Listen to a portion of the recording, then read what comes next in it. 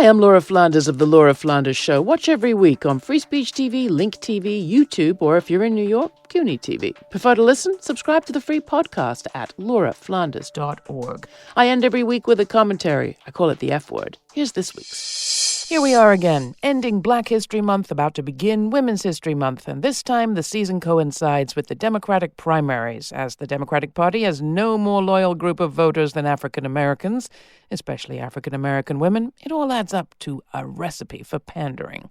In this week's Democratic debate in South Carolina, Joe Biden and Amy Klobuchar sparred over the Violence Against Women Act, which they were both eager to take some credit for. The act, which passed in 1994, and its 2018 reauthorization, recognized domestic violence as a crime and lay out stiff penalties for offenders. They also provide some funding for services for victims.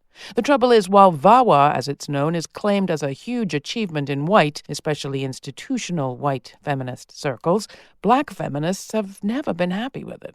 VAWA came after decades of grassroots organizing, much of it led by women of color. But in contrast to the peer-to-peer self-defense in-community work those groups were doing, VAWA called in the cops. And especially in communities of color, the criminal justice solution is no solution. Relying on a system that's rooted in white supremacy, classism, and patriarchy, VAWA, for example, recommended a mandatory arrest policy that actually made women of color, poor women, and immigrant women especially vulnerable to arrest, welfare surveillance, and deportation. Fast forward to today, and while social services have been privatized or shrunk, incarceration has expanded, and prisons and jails have never been female-friendly. Just this week, a report from the U.S. Commission on Human Rights found that across the country, women are disciplined at a much higher rate than men and receive much more disproportionately harsh punishment inside. Black women in prison have it especially rough. While they make up only about 23% of the population in women's prisons, they account for around 40% of women in solitary. So it's no surprise that many women, especially women of color, are still calling for something profoundly different. Now it's called transformative or restorative justice. And just like those grassroots strategies of old, these approaches rely on informed peers to address the problem, not police.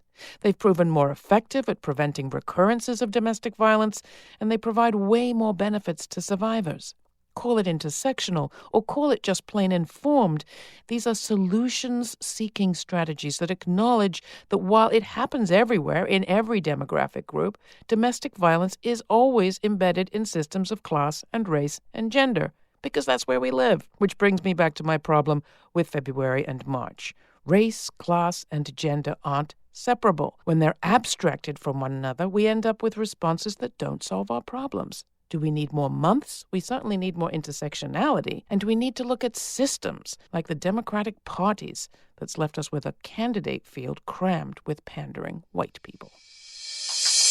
If you've yet to subscribe to our podcast, do it through your favorite podcast app. And if that app is Apple Podcasts, please take a moment to write a review. It helps us spread the word.